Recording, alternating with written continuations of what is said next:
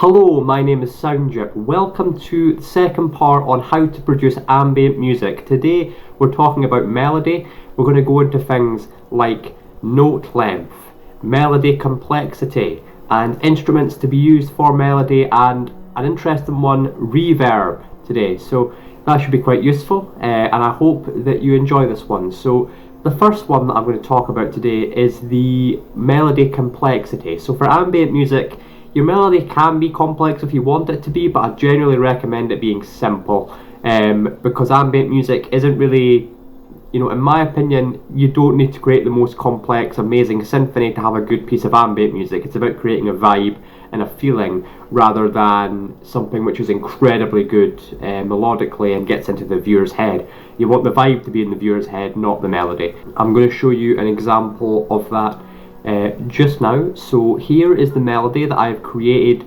for this track that we're doing, for this little kind of 5-bar loop.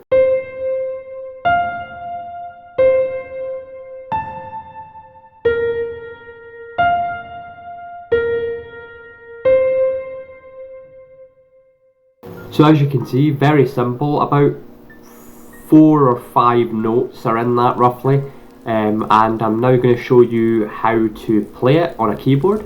So we're back at the keyboard, and that can only mean two things: music theory, but also music practicality. So, and yay! So let's jump straight into this. So we're exactly where we were last time. We're in the exact same key, but we're at a higher point in the keyboard. So instead of being about here, which is where we were last time, if you remember, our chords sounded something like this, right? We're actually at a higher point in the keyboard, so we've gone from this C here to this C over here. So we're still in our F major scale, so it is F, G, A, B flat, C, D, E, F. Nice, so we're going to start with our melody, and the melody only has these, I believe it's 4 notes.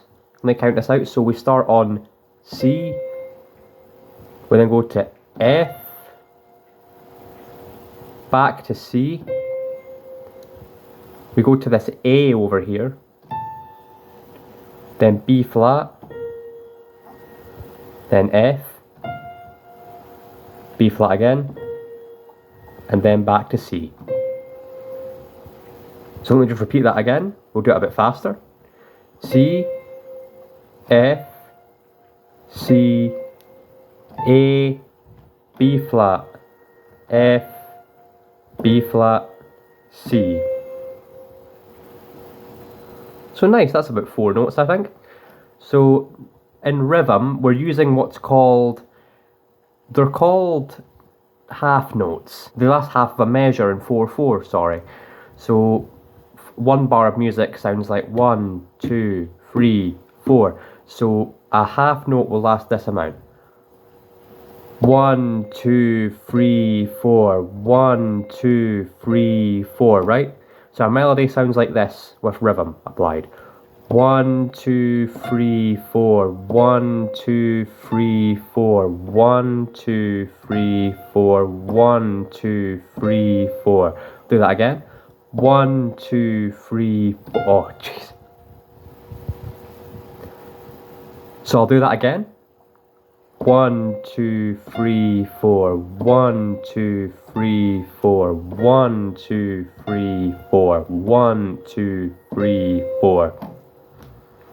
And that's your melody. Let's go into some sound selection. I'm going to make this as short as I possibly can because it is very simple. We're just going to be using a piano.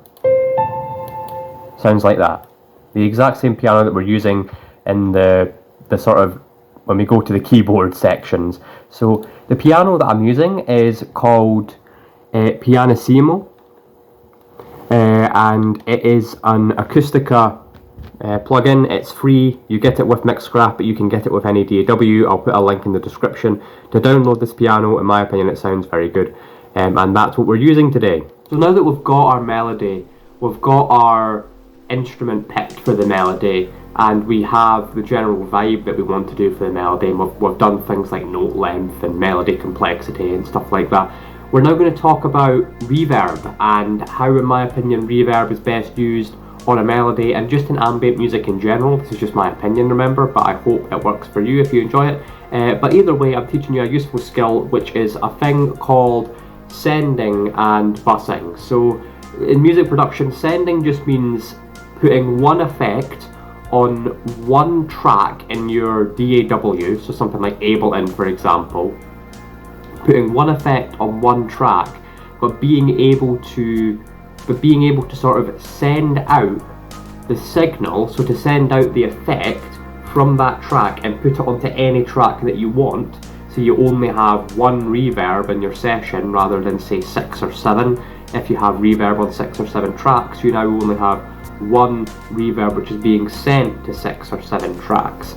So I'm going to show you how to do that in Mixcraft. So in Mixcraft we have our melody like I've shown before.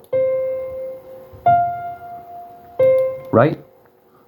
So we want to add some reverb to that, and we can do this by going just straight up to the effects option here and then choosing reverb. But there's an easier way to do it which won't destroy your PC. So we're going to go here. I know that mine's in a different language, I apologise, but there is something here which translates to send track. So let's click on that. And now we have this thing here. We can rename this if we want. So we can just rename this to reverb. We go over to this little effects icon. We select the reverb that we want. I usually use this reverb here, the Pro Studio reverb in Mixcraft. Set any of these settings to anything you want. The larger your reverb time, the bigger the room will feel. So with reverb, you're generally creating a sort of room sound. You're creating it like there's space. You're basically creating a space around the sound that you've made. I usually like my reverb time to be about roughly halfway, I'd say, but I'm just going to go with this. And it doesn't really matter what I get here. You can set any of these knobs to anything you want, and I can go into what this reverb does in a later video. But the important part is the dry wet meter. This is how much of the effect is on the track. So fully over here is all of the effect. So wet means all of the effect, dry means none of the effect. If it's here, you're going to get no reverb. If it's here, you're going to get all the reverb. If it's anything in between, you're going to get some of the reverb and some of no reverb. Some of the non-reverb, sorry. But for a send track, we always want the dry wet to be at 100% wet. So, now what do we do? Okay, so we have our send track here, so let's go back up to our piano. Let's go into our mixer in Mixcraft. We'll find our piano, it's right here. We'll scroll up, and you'll see this. Reverb has appeared. Let's put it all the way and let's see what we've got.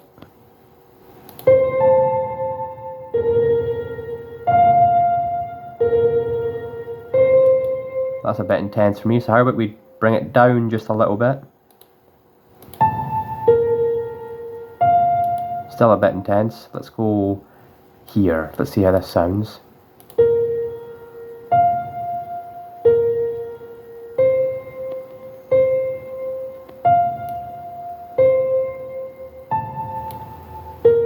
I like that. So, you've made a send track. So that's that. We'll play what you've got now in your loop if you're following this one, completely all the way through. You don't have to create the exact same thing as I do, but if you want to, just to get, used to creating loops, you can. So let's see what that should sound like now.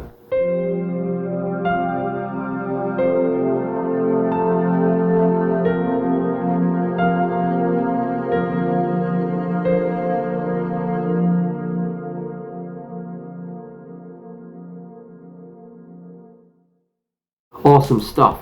So we've got a melody and we have harmony. So, what have we got to add? Well, we have to add extra sort of effects and features, and we also have to arrange our song and mix it. So we'll go into that in the next one. But as for today, we've done our melody, we've talked about some music theory, and we've also done some music production sort of theory, or music production skills, I suppose, is what we've developed today. So yeah, I hope that you have enjoyed this video, and I will see you in the next one. Goodbye.